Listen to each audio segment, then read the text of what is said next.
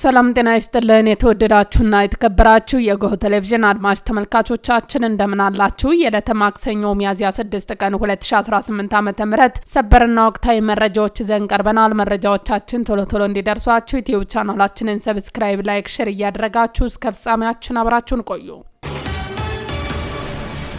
መንግስት በነጻ የንግድ ቀጣናዎች ውስጥ ተሰማርተው ግብይቶችንና ምርቶችን ለገበያ የሚያቀርቡ ባለሀብቶች ከገቢ ግብር ነጻ እንዲሆኑ ፈቀደ።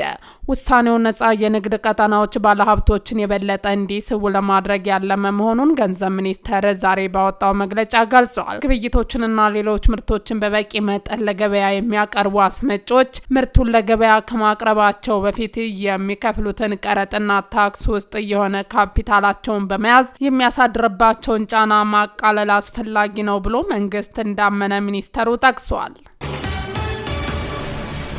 የትግራይ የእስልምና ጉዳዮች ጠቅላይ ምክር ቤት በአክሱም ከተማ ባለፈው ሳምንት በሙስሊሞችና መስጊዶች ላይ ኢሰብአዊ ጥቃቶች ተፈጽመዋል ሲል ትናንት ባወጣው መግለጫ ወገዘ። ድርጊቱ አሳዛኝና ከህዝቡ የመከባበርና አብሮ የመኖር ባህል ጋር የሚቃረን መሆኑን የጠቀሰው ምክር ቤቱ ክስተቱ ድንገተኛ ሳይሆን የቆየ የጥላቻ ንግግር ውጤት ነው ብሏል። ጸጥታ ኃይሎች ከሙስሊሞች የድምጽ ማጉላያዎችን ለመንጠቅ የሚያስገድዳቸው ምንም አይነት ህጋዊ ምክንያት አልነበረም ሲል ምክር ቤቱ የተቸ ሲሆን በእለቱ ቅዱስ ቁርአን የመቅደድ መሬት ላይ የመወርወርና የመስጊዶችን ንብረት የመስበር ድርጊት ተፈጽመዋል ሲል ኮንኗል። ምክር ቤቱ መንግስት የድርጊቱን አነሳሾችና ፈጻሚዎች በቁጥጥር ስር አውሎ ለፍርድ ማቅረብ እንዳለበትም አሳስቧል።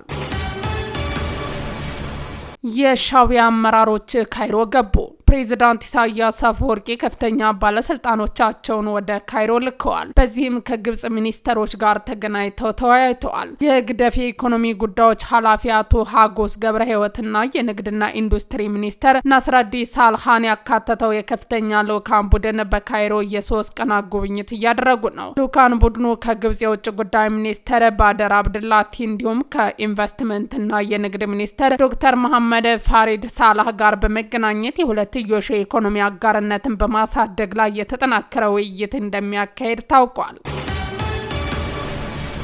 የባህር በር ጉዳይ የፖለቲካ ፓርቲዎች ልዩነት የሚያሳዩበት ሀገራዊ አጀንዳ መሆኑን የአዲስ አበባ ከተማ የፖለቲካ ፓርቲዎች የጋራ ምክር ቤት ስራ አስፈጻሚ ወይዘሮ አዲስ መሐመድ ገለጹ። ስራ አስፈጻሚዋ እንደገለጹት ወደብና የባህር በር ያላት ሀገር የመረከብ ፍላጎት በሁሉም የፖለቲካ ፓርቲዎች አቋምና የጋራ አጀንዳ ነው ብለዋል። በአዲስ አበባ የፖለቲካ ፓርቲዎች የጋራ ምክር ቤት ውስጥ የሚገኙ ልዩ ፓርቲዎች በጉዳዩ ላይ ተመሳሳይ አቋም እንዳላቸው ጠቁመው የባህር በር ጉዳይ ፖለቲካ አቋም ምክንያት ልዩነት የማይታይበትና የሁሉም ፓርቲዎች የጋራ አቋም ሊሆን የሚገባው ቀዳሚ ሀገራዊ ጥቅም ነው ብለዋል። ኢትዮጵያ የባህር በሯን ያጣችበት የታሪክ አጋጣሚ በሕግ ሚዛን ሊታይ እንደሚገባ የገለጹት ወይዘሮ አዲስ የባህር በሮች ፍትሐዊ ተጠቃሚነት በዓለም አቀፍ ፍርድ ቤቶችና ስምምነቶች ሊመረመሩ የሚችሉበት አግባብ መኖሩን ጠቁመዋል። ኢትዮጵያ ያላት ታሪካዊ መነሻ ማስረጃና የባህር በሩን ስትጠቀምበት የነበረበትን አግባብ በአግባቡ ካቀረበች በማንኛውም ዓለም አቀፍ የክርክር መድረክ የማሸነፍ እድሏ ሰፊ እንደሆነ አመልክተዋል። መንግስት አሁን የጀመራቸውን የዲፕሎማሲ አማራጮች አጠናክሮ እንዲቀጥልና በታሪካዊ መብቶች ላይ ትኩረት አድርጎ እንዲሰራ መክረዋል። የፖለቲካ ፓርቲዎች እርስ በርስ ጣት ከመቀሳሰር ወጥተው ሀገራዊ ጥቅሞች ዙሪያ መመካከራቸውን ለዲሞክራሲያዊ ስራ ግንባታም ሆነ ለብሔራዊ መግባባት ትልቅ መሰረት እንደሚጥል አስረድተዋል። በአማራ ክልል ደቡብ ጎንደር ዞን ስማዳ ወረዳ ወገዳ ከተማ ታጣቂዎች የህዝብ ማገልገያ ተቋማትን የማውደምና የመዝረፍ ድርጊቶችን ፈጽመዋል ሲል የወረዳው አስተዳደር ከሰሰ። ታጣቂዎቹ መከላከያ ሰራዊት ወረዳውን ለቀው መውጣቱን ተከትሎ ከየካቲት 1 ቀን 2018 ዓ.ም ጀምሮ እስከ መጋቢት 25 ድረስ ወረዳውን በተቆጣጠሩበት ወቅት 6 የወላዶች መገልገያ አምቡላንሶችን መዝረፋቸውን ከ8600 ኩንታል በላይ የአፈር ማዳበሪያ ዘርፈው ለህገ ወጥ ነጋዴዎች መሸጣቸውን ከጤና ተቋማት መድኃኒቶች መዝረፋቸውንና ከህዝብ መገልገያ ተቋማት ማቃጠላቸውን የወረዳው አስተዳደር ጠቅሷል። ጀርመን በሱዳን የሚካሄደውን ጦርነት ለማስቆም ሲቪል መሪ ሆነ አዲስ አተያይ ለመፍጠር የሱዳን ሲቪል ኃይሎችና ዓለም አቀፍ አካላት በሪል ላይ ዓለም አቀፍ ስብሰባ እንዲቀመጡ ጋበዘች። ዓለም አቀፍ ስብሰባ ተፋላሚ ወገኖች ጦርነቱን የሚያበርድ የጋራ መግለጫ እንዲያወጡ ያለመ መሆኑን የጠቀሰችው ጀርመን ከተፋላሚ ወገኖች ጋር ግንኙነት ያላቸው አካላትና ገለልተኛ የሲቪል ማህበረሰብ ድርጅቶችን ጦርነቱን ለማስቆም ለሚያስችል የፖለቲካ ሂደት አጀንዳዎችና መስፈርቶች የሚቀርጽ ኮሚቴ ለማቋቋም ይስማማሉ የሚል ተስፋ እንዳላት ገልጻለች። ስብሰባው 40 ሱዳናውያን ሲቪል ተወካዮች ይሳተፋሉ ተብሎ እንደሚጠበቅም ተገልጿል።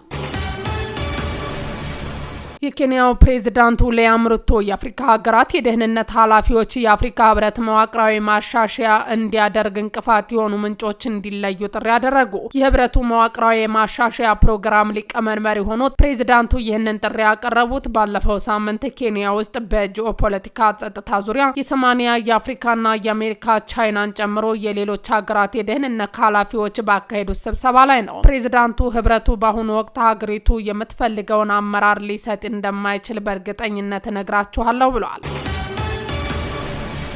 አሜሪካ የኢራን ወደቦች መውጫና መግቢያ ሆርሙዝ ወሽመጦችን ትናንት ከቀትር በኋላ ጀምሮ ሙሉ በሙሉ መዝጋቷን አስታወቀች። ኢራን የአሜሪካ ድርጊት የባህር ላይ ውንብድና ነው በማለት አውግዛለች። ሆኖም እገዳው ከኢራን ውጪ የሆኑ ወደቦችን በሚጠቀሙ ነዳጅ ጫኝ መርከቦች ላይ ተፈጻሚ እንዳይሆን አሜሪካ ገልጻለች።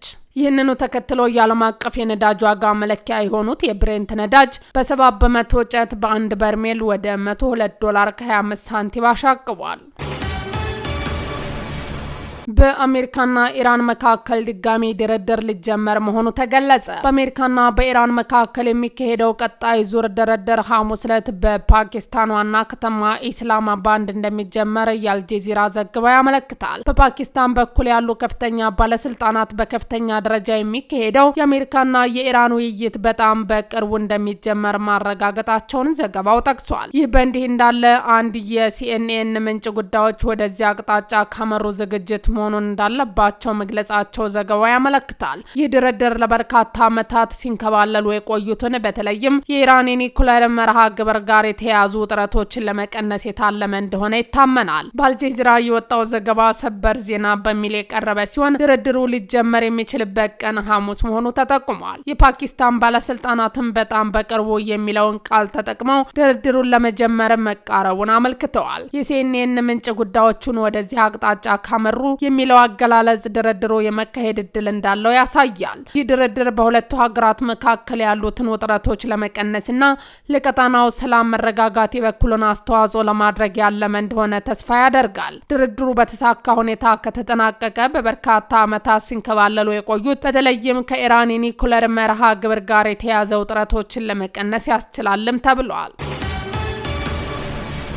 ፕሬዚዳንት ዶናልድ ትራምፕ የሮማ ሊቀ ጳጳስ ሊዮ 14ኛ ጦርነት እንዲቆም ያቀረቡትን ጥሪ ውድቅ አደረጉ። ትራምፕ ለጋዜጠኞቹ በሰጡት አስተያየት ፖፕ ሊዮን አላደንቃቸውም ብለዋል። ፕሬዚዳንቱ ለኢራን ያቀረቡትን የመጨረሻ የ48 ሰዓት ማስጠንቀቂያ የሰላም እድል አልሰሙም ወይም አላዩም ማለት ነው ብለዋል። ወንጀል ሲፈጸም ደካማ፣ ለውጭ ፖሊሲዎችን አስቸጋሪ ናቸው ሲሉ ወቅሰዋቸዋል። ሊዮ 14ኛ በበኩላቸው ለፕሬዚዳንት ትራምፕ አስተያየት ምላሽ ሰጥተዋል። ሊቀ ጳጳሱ ፕሬዝዳንት ትራምፕ የኢራንን ስልጣኔ ያጠፋለሁ ማለታቸውን ተቀባይነት የሌለው ሲሉ አውግዘዋል።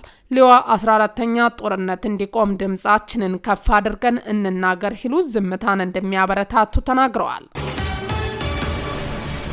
ውድ አድማጭ ተመልካቾቻችን ዜናዎቻችን እነዚህን ይመስሉ ነበር። አብራችሁን ስለነበራችሁ ከልብ እናመሰግናለን። መልካም ቀን።